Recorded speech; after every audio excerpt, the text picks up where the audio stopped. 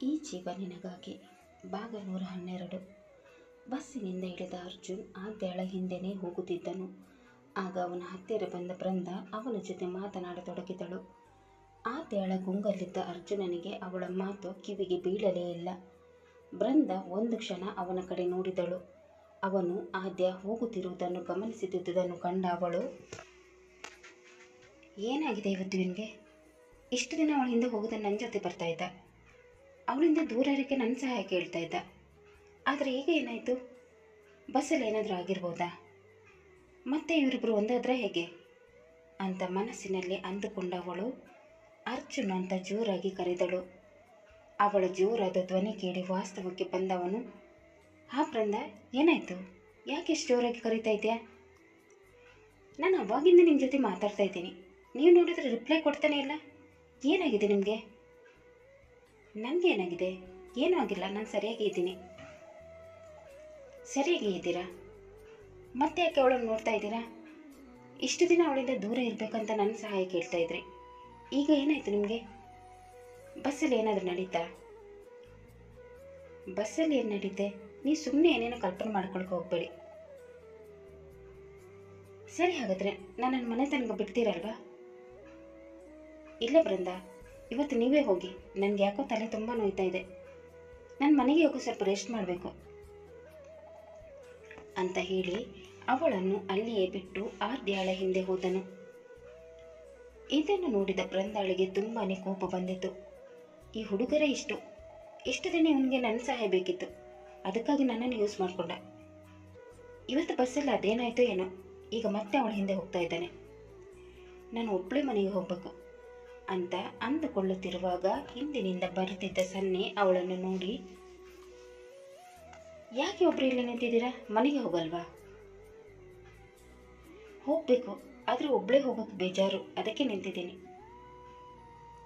If you don't mind, ನಾನು ನಿಮ್ಮನ್ನು ಮನೆ ತನಕ ಬಿಡ್ಲಾ? ನೀವು ಬರ್ತೀರಾ ನನ್ನ ಜೊತೆ? ಹಾಗಾದರೆ ಓಕೆ, ನಡೀರಿ ಅಂತ ಹೇಳುತ್ತಾ ಅವನ ಜೊತೆ ಮನೆಗೆ ಹೊರಟಳು. ಒಂದ್ಸಲ ಅವಳನ್ನು ನೋಡಿದ ಸನ್ನಿ, ಅರ್ಜುನನ್ನು ಲವ್ ಮಾಡ್ತಾ ಇದ್ದೀರಾ? ಲವ್ವಾ? ನಾನಾ? ಇಲ್ಲ, ನಾವಿಬ್ಬರು ಫ್ರೆಂಡ್ಸ್ ಅಷ್ಟೇ. ನಿಮ್ಮನ್ನು ನೋಡ್ತಾ ಇದ್ರೆ ನೀವು ಅವ್ರನ್ನ ಫ್ರೆಂಡ್ಸ್ ಥರ ಟ್ರೀಟ್ ಮಾಡೋ ಹಾಗೆ ಕಾಣಿಸ್ತಾ ಇಲ್ಲ. ನಿಜ ಹೇಳಿ, ನೀವು ಅರ್ಜುನನ್ನು ಲವ್ ಮಾಡ್ತಾ ಇದ್ದೀರಲ್ವಾ? ನಿಮಗೆಲ್ಲ ಕನ್ಫ್ಯೂಸ್ ಆಗಿರಬೇಕು, ನಾನು ಯಾರನ್ನು ಲವ್ ಮಾಡ್ತಾ ಇಲ್ಲ. ಹೇಳೋಕ್ಕೆ ಮನಸ್ಸಿದ್ರೆ ಹೇಳಿ, ಯಾಕಂದರೆ ನಾನು ಕೂಡ ನಿಮ್ಮ ಥರ ಒನ್ ಸೈಡ್ ಲವ್ ಮಾಡಿದವನು. ಒನ್ ಸೈಡೇ ಲವ್ ಎಷ್ಟು ಪೇನ್ಫುಲ್ ಆಗಿರುತ್ತೆ ಅಂತ ನನಗೆ ಕೂಡ ಗೊತ್ತು. ನಾನು ಹೇಳ್ತಾ ಇದ್ದೀನಲ್ವಾ, ನಾನು ಯಾರನ್ನು ಲವ್ ಮಾಡ್ತಾ ಇಲ್ಲ ಅಂತ. ಹೌದು, ನೀವು ಯಾರನ್ನು ಲವ್ ಮಾಡ್ತಾ ಇದ್ದೀರಾ? ನಾನು ಅಗಸ್ತ್ಯನ ಲವ್ ಮಾಡಿರೋದು. ಈ ಮಾತು ಕೇಳಿ ಬೃಂದಾಳಿಗೆ ಒಂದು ಕ್ಷಣ ಶಾಕ್ ಆಯಿತು. ಏನು, ನೀವು ಅಗಸ್ತ್ಯನ ಲವ್ ಮಾಡ್ತಾ ಇದ್ದೀರಾ? ಓ ಕಮ್ ಆನ್, ಜೋಕ್ ಮಾಡಬೇಡಿ, ಈ ಥರದ ಜೋಕ್ ನನಗೆ ಇಷ್ಟ ಆಗಲ್ಲ. ನಾನು ಜೋಕ್ ಮಾಡ್ತಾ ಇಲ್ಲ ಬೃಂದ, ಸತ್ಯ ಹೇಳ್ತಾ ಇದ್ದೀನಿ. ಹಾಗಾದರೆ ಅಗಸ್ತ್ಯ ನಿಮ್ಮನ್ನು ಲವ್ ಮಾಡ್ತಾ ಇದ್ದಾನಾ? ಚಾನ್ಸೇ ಇಲ್ಲ, ಯಾಕಂದರೆ ಅವನು ನಿಹಾರಿಕಳ ಹಿಂದೆ ಬಿದ್ದಿದ್ದಾನೆ. ಎಮ್ನೆನ ಇಂಪ್ರೆಸ್ ಮಾಡಬೇಕಲ್ವಾ, ಅದಕ್ಕೆ ಯಾವಾಗಲೂ ಅವಳ ಹಿಂದೆ ಮುಂದೆ ಸುತ್ತಾ ಇರ್ತಾನೆ. ನಾನು ಅವನನ್ನು ಲವ್ ಮಾಡ್ತಾ ಇರೋದು ನಿಜ, ಆದರೆ ಅವನು ನನ್ನ ಲವ್ ಮಾಡ್ತಾ ಇಲ್ಲ. ನೀವು ಅವನ ಹತ್ರ ನಿಮ್ಮ ಪ್ರೀತಿಯ ವಿಷಯ ಹೇಳಿದ್ರಾ? ಹೌದು, ಹೇಳಿದೆ. ಆದರೆ ಅವನು ನನಗೆ ಬೈದು ನನ್ನನ್ನು ಇನ್ಸಲ್ಟ್ ಮಾಡಿಬಿಟ್ಟ. ಅವನು ಬೈದಾಗ ನನಗೆ ಎಷ್ಟು ನೋವಾಗಿತ್ತು ಗೊತ್ತಾ? ಆ ಕ್ಷಣ ನೆನೆಸ್ಕೊಂಡ್ರೆ ಈಗಲೂ ತುಂಬಾ ನೋವಾಗುತ್ತೆ. ಅವನು ನನ್ನನ್ನು ಪ್ರೀತಿಸದೇ ಇರ್ಬೋದು, ಆದರೆ ನಾನು ಅವನನ್ನು ತುಂಬಾ ಪ್ರೀತಿಸ್ತಾ ಇದ್ದೀನಿ. ಹೌದು, ನಿಮ್ಗೆ ಯಾಕೆ ಅವನು ಇಷ್ಟ ಆದ? ಇಷ್ಟ ತನಗೆ ಯಾವ ಹುಡುಗಿಯೂ ನಿಮ್ಗೆ ಇಷ್ಟ ಆಗಿಲ್ವಾ? ಇಲ್ಲ, ನನಗೆ ಹುಡುಗಿಯರಂದ್ರೆ ಇಷ್ಟ ಇಲ್ಲ, ನನಗೆ ಹುಡುಗರು ತುಂಬ ಇಷ್ಟ ಆಗ್ತಾರೆ. ಆವಾಗಿಂದ ನನ್ನ ಬಗ್ಗೆನೇ ಕೇಳ್ತಾ ಇದ್ರ, ನೀವು ಮಾತ್ರ ನನ್ನ ಪ್ರಶ್ನೆಗೆ ಉತ್ತರ ಕೊಡಲೇ ಇಲ್ಲ. ಈಗಲಾದ್ರೂ ಹೇಳಿ, ಅರ್ಜುನ್ ನಿಮ್ಗೆ ಇಷ್ಟನಾ? ನೀವು ಎಷ್ಟು ಕೇಳಿದ್ರು ಅಷ್ಟೇ, ನನ್ನ ಉತ್ತರ ಅದೇ. ನನಗೆ ಅರ್ಜುನ್ ಮೇಲೆ ಲವ್ ಆದರೆ ಮೊದಲು ನಿಮ್ಮ ಹತ್ರನೇ ಹೇಳ್ಕೊತೀನಿ. ಸದ್ಯಕ್ಕಂತೂ ಲವ್ ಆಗಿಲ್ಲ. ಮಾತಾಡ್ತಾ ಮಾತಾಡ್ತಾ ಮನೆ ಬಂದಿದೆ, ಗೊತ್ತಾಗಲಿಲ್ಲ. ಬನ್ನಿ ಮನೆಗೆ, ಕಾಫಿ ಕುಡಿದುಕೊಂಡು ಹೋಗಿರಂತೆ. ಇವತ್ತು ಬೇಡ, ಯಾಕಂದರೆ ನಾನು ಯಾರಿಗೂ ಹೇಳಿ ಬಂದಿಲ್ಲ, ನಾಳೆ ಬರ್ತೀನಿ. ಹಾಗಾದರೆ ಡೈಲಿ ನನ್ನ ಜೊತೆ ಬರ್ತೀರಾ ಅಂತ ಆಯಿತು. ನಾನು ಮತ್ತು ನೀವು ಒಂದೇ ದೋಣಿಯಲ್ಲಿದ್ದೀವಿ, ಹಾಗಾಗಿ ಡೈಲಿ ನಿಮಗೆ ಕಂಪ್ನಿ ಕೊಟ್ಟೇ ಕೊಡ್ತೀನಿ. ನೀವು ತುಂಬ ಚೆನ್ನಾಗಿ ಮಾತಾಡ್ತೀರಾ. ಸರಿ, ಹಾಗಾದರೆ ನಾಳೆ ಸಿಗೋಣ ಅಂತ ಹೇಳಿ ಅವಳು ಮನೆಯೊಳಗೆ ಹೋದಳು. ಸನ್ನಿ ಅವಳನ್ನು ಅವಳ ಮನೆ ತನಕ ಬಿಟ್ಟು ನಂತರ ಗೆಸ್ಟ್ ಹೌಸ್ಗೆ ಬಂದನು. ಇತ್ತ ಅರ್ಜುನ್ ಬೇಗ ಬೇಗನೆ ಆದ್ಯಾಳ ಹಿಂದೆ ಹೋಗುತ್ತಿದ್ದನು. ಅಗಸ್ತ್ಯ ಮತ್ತು ಗಗನ್ ಅವರ ಮುಂದೆ ಹೋಗುತ್ತಿದ್ದರು. ಆದ್ಯಾಳ ಹತ್ತಿರ ಬಂದ ಅರ್ಜುನ್, ಯಾಕೆಷ್ಟು ಬೇಗ ಬೇಗ ಹೋಗ್ತಾ ಇದೆಯಾ? ಏನು ಅಷ್ಟೊಂದು ಅರ್ಜೆಂಟ್? ನನ್ನಿಷ್ಟ, ನಾನು ಹೇಗೆ ಬೇಕಾದರೂ ಹೋಗ್ತೀನಿ, ನಿನಗೇನು? ಯಾಕೆ ಇವತ್ತು ಬೃಂದಾಳನ್ನು ಬಿಡಕ್ಕೆ ಹೋಗ್ಲಿಲ್ವಾ? ಅವಳು ಹೋಗಿ ಆಯಿತು, ಅದಕ್ಕೆ ನಿನ್ನ ಹತ್ರ ಬರ್ತಾ ಇರೋದು. ಓಹೋ, ಅವಳು ಇಲ್ಲಾಂದ್ರೆ ಇವಳು, ಇವಳು ಇಲ್ಲಾಂದ್ರೆ ಅವಳು. ಏನು ಅಂದ್ಕೊಂಡಿದ್ಯಾ ನನ್ನನ್ನೇನು? ನಾನೇ ನೀನು ಆಟದ ವಸ್ತು ಅಂತ ಅಂದ್ಕೊಂಡಿದ್ಯಾ? ನಾನಿಲ್ಲಿ ಆ ಥರ ಹೇಳಿದೆ. ಯಾಕೆ ಈ ರೀತಿ ಮಾತಾಡ್ತಾ ಇದ್ದೀಯಾ? ನೆಟ್ಟಿಗೆ ಮಾತಾಡೋಕ್ಕಾಗಲ್ವಾ? ನಾನು ಇರೋದೇ ಹೀಗೆ, ಏನಿರುತ್ತೋ ಅದನ್ನೇ ಹೇಳೋದು. ನಿಮ್ಗಳ ಥರ ನನಗೆ ಸುಳ್ಳು ಹೇಳಕ್ಕೆ ಬರಲ್ಲ. ಜಗಳ ಮಾಡಿದೆ, ಸ್ವಲ್ಪ ಸುಮ್ಮನೆ ಇರ್ತೀಯಾ?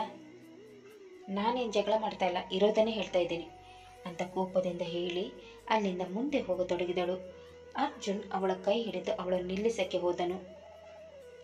ಮುಂದೆ ಹೋಗುತ್ತಿರುವ ಅಗಸ್ತ್ಯನನ್ನು ನೋಡಿ ಭಯಗೊಂಡ ಆದ್ಯ, ಏನು ಮಾಡ್ತಾ ಇದೆಯಾ? ಕೈ ಬಿಡು, ಯಾರಾದರೂ ನೋಡಿದ್ರಷ್ಟೇ.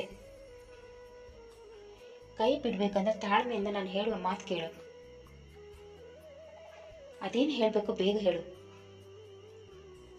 ಐಮ್ ಸಾರಿ, ಇಷ್ಟು ದಿನ ನಾನು ನಿನ್ನ ಹತ್ರ ತುಂಬ ರೂಢಾಗಿ ವರ್ತಿಸಿದ್ದೆ, ಅದಕ್ಕೋಸ್ಕರ ಸಾರಿ ಕೇಳ್ತಾ ಇದ್ದೀನಿ. ಐಮ್ ಸೋ ಸಾರಿ, ಇನ್ಮೇಲೆ ಆ ಥರ ಮಾಡಲ್ಲ. ಈ ಮಾತು ಕೇಳಿ ಆದ್ಯಾಳಿಗೆ ಖುಷಿಯಾಗಿದ್ದರೂ ಅದನ್ನು ತೋರ್ಪಡಿಸಿಕೊಳ್ಳದೆ, ಮಾಡೋದೆಲ್ಲ ಮಾಡಿಬಿಟ್ಟು ಈಗ ಸಾರಿ ಕೇಳಿದರೆ ನಾನು ನಿನ್ನ ಕ್ಷಮಿಸ್ತೀನಿ ಅಂತ ಅಂದ್ಕೊಂಡಿದೀಯಾ? ಖಂಡಿತ ಕ್ಷಮಿಸಲ್ಲ. ಬೃಂದಾಳ ಜೊತೆ ಸೇರಿ ಅದೆಷ್ಟು ನನಗೆ ನೋವು ಕೊಟ್ಟಿದೆಯಾ ಗೊತ್ತಾ ನಿನಗೆ? ಬಂದ್ಬಿಟ್ಟು ದೊಡ್ಡದಾಗಿ ಸಾರಿ ಕೇಳಕ್ಕೆ. ನಾನು ಮಾಡಿದ ತಪ್ಪು ಅಂತ ನನಗೆ ಗೊತ್ತಾಗಿದೆ, ಹೇಳ್ತಾ ಇದ್ದೀನಲ್ವಾ ಇನ್ಮೇಲೆ ಆ ಥರ ಮಾಡಲ್ಲ ಅಂತ. ಇದು ಒಂದ್ಸಲ ನನಗೆ ಕ್ಷಮಿಸ್ಬಿಡು. ಇನ್ಮೇಲೆ ಯಾವತ್ತಾದ್ರೂ ಈ ಥರ ಮಾಡಿದರೆ ನನಗೆ ಕ್ಷಮಿಸೋಕ್ಕೆ ಕೂಡ ಹೋಗಬೇಡ, ಹಾಗೆ ನನ್ನ ಮುಖ ಕೂಡ ನೋಡಬೇಡ. ನನಗೆ ನೋವು ಕೊಟ್ಟವ್ರನ್ನ ನಾನು ಯಾವತ್ತೂ ಕ್ಷಮಿಸಲ್ಲ, ಅದು ನೀನಾದರೂ ಅಷ್ಟೇ, ಬೇರೆ ಯಾರಾದರೂ ಅಷ್ಟೇ ಅಂತ ಹೇಳಿ ಅವನ ಕೈಯಿಂದ ತನ್ನ ಕೈಯನ್ನು ಬಿಡಿಸಿಕೊಂಡು ಕೋಪದಿಂದ ಬೇಗ ಬೇಗನೆ ಮನೆಗೆ ಹೋದಳು.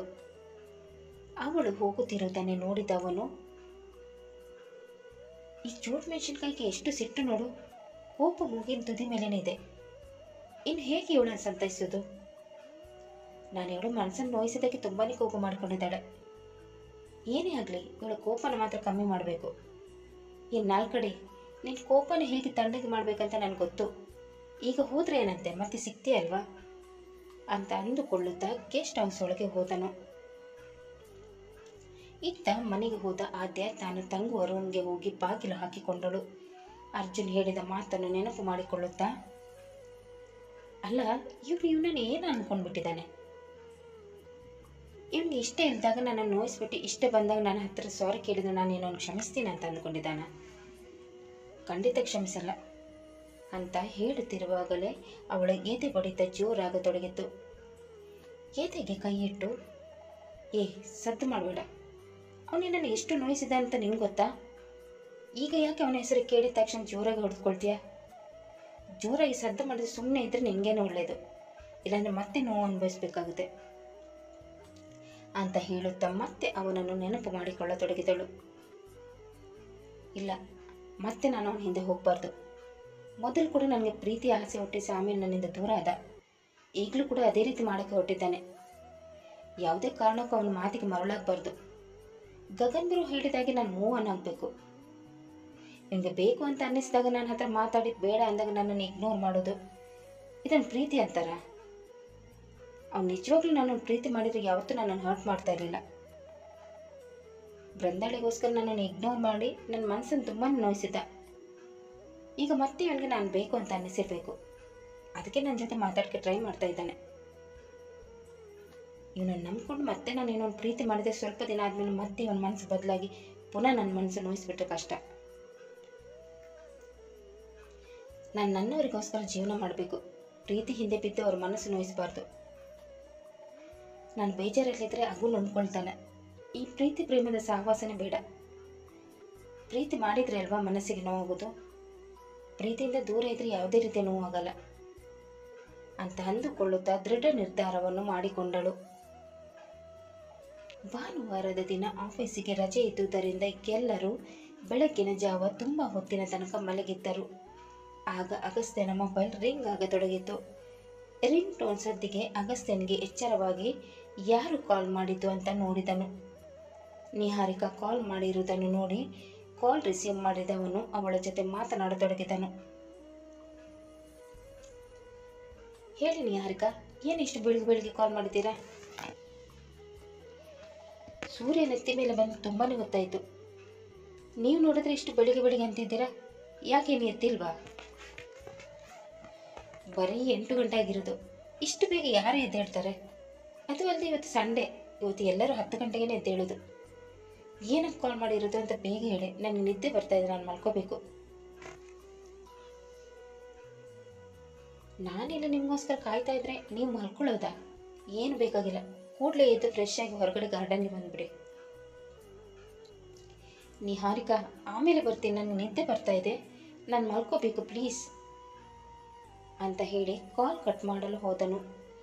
ಆಗ ಅವಳು ಮತ್ತೆ ಮಾತು ಮುಂದುವರಿಸುತ್ತಾ, ಕಾಲ್ ಕಟ್ ಮಾಡಿದರೆ ಅಷ್ಟೇ, ಅಲ್ಲೇ ಬಂದುಬಿಡ್ತೀನಿ. ಆಗ ಎಲ್ರಿಗೂ ನಾವಿಬ್ಬರು ಇಷ್ಟಪಡ್ತಾ ಇದ್ವಿ ಅಂತ ಗೊತ್ತಾಗ್ಬಿಡುತ್ತೆ. ಈಗ ಬರಲ್ಲ ಏನು? ಅಯ್ಯೋ ಬೇಡ ಬಿಡಿ, ನಾನೇ ಬರ್ತೀನಿ. ಬೆಳಗ್ಗೆ ನಿಮ್ದೊಳ್ಳೆ ಕಾಟ ಇತ್ತು, ಒಂದು 10 ನಿಮಿಷ ಬಂದ್ಬಿಡ್ತೀನಿ. ಸರಿ, ನಾನು ಕಾಯ್ತಾ ಇರ್ತೀನಿ. ಆಯಿತು, ಬಂದೆ ಅಂತ ಹೇಳಿದವನು ಕಾಲ್ ಕಟ್ ಮಾಡಿದ ನಂತರ ಫ್ರೆಶ್ ಆಗಲು ಹೋದನು. ಅಗಸ್ತ್ಯ ನಿಹಾರಿಕಾ ಜೊತೆ ಮಾತನಾಡುವುದನ್ನು ಸನ್ನಿ ಕೇಳಿಸಿಕೊಂಡು ದುಃಖಿತನಾದನು. ಸ್ವಲ್ಪ ಹೊತ್ತಾದ ನಂತರ ಅಗಸ್ತ್ಯ ಫ್ರೆಶ್ ಆಗಿ ಬರುವುದನ್ನು ನೋಡಿದವನು ನಿದ್ದೆ ಬಂದವನಂತೆ ನಟಿಸಿ ಮಲಗಿಕೊಂಡನು. ಫ್ರೆಶ್ ಆಗಿ ಬಂದ ಅಗಸ್ತ್ಯ ರೆಡಿಯಾಗಿ ನಿಹಾರಿಕಾ ಇದ್ದಲ್ಲಿ ಹೋದನು. ಸನ್ನಿ ಕೂಡ ಅವನನ್ನು ಹಿಂಬಾಲಿಸಿಕೊಂಡು ಹೋದನು. ಅಷ್ಟರಲ್ಲಿ ಕತೆ ಮುಂದುವರಿಯಿತು. ಸನ್ನಿ ಅಗಸ್ತ್ಯನನ್ನು ಹಿಂಬಾಲಿಸಿಕೊಂಡು ಹೋದಾಗ ಏನಾಯಿತು ಹಾಗೂ ಅರ್ಜುನ್ ಆದ್ಯಾಳದ ಒಪ್ಪದ ಗೋಡೆಯನ್ನು ದಾಟಿ ಮತ್ತೆ ಅವಳ ಮನ ಗೆಲ್ಲುತ್ತಾನೋ, ಮುಂದಿನ ಸಂಚಿಕೆಯಲ್ಲಿ ಅನಿರೀಕ್ಷಿತ ತಿರುವುಗಳು ನಿಮ್ಮನ್ನು ಬೆರಗುಗೊಳಿಸಲಿವೆ.